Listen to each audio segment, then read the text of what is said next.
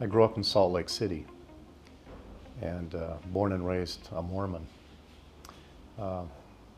Escaped that Mormonism many years ago, so I'm not saying it's good or bad, but it had an incredible, profound effect upon my thinking and my thinking about art at the time. And so I painted a lot. I did a lot of drawing as a kid, and I think I just always had an innate interest in visual things. Loved letter forms even from that early age, third grade. And I didn't start in graphic design. I started in business school, pre-law. Oh, really? So, yeah. Wow. Because I had to, because I was told by the church authorities that I would be a good lawyer, and discovered graphic design actually at that point. So, but I did go on a mission for the church and everything. I spent nearly 3 years in Holland.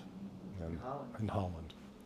And I still have ties to Holland today, speak Dutch, and my best design friends are Dutch, and that's been one of the best things that came from it. I've been a visiting professor there at the Rietveld Academy with Henk Groenendijk and Victor Levy, and I think that academia gives you an opportunity to explore totally impractical regions of thought and practice, and I've loved that, you know. And here at VCU, I've been really lucky to be a colleague to a lot of really great people, important people, namely Phil Meggs and my current colleagues. And Phil hired me here in 1976, and we were colleagues, but we were also really good friends and remained close friends until he passed away in 2002.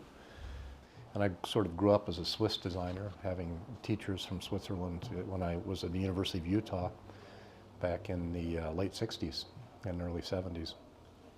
My edges have softened since then, and I've become much more pluralistic in my approach to design. But what Phil taught me mostly is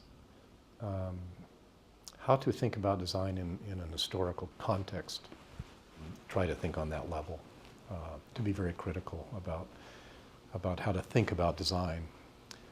You know, we have to solve problems, certainly, and we have to do it appropriately, but I do believe that graphic design has, you know, it has a lot of different functions. I think graphic design has, yes, it has a function wherein it needs to communicate an idea or communicate information, make it more accessible, but I think it also has a poetic function.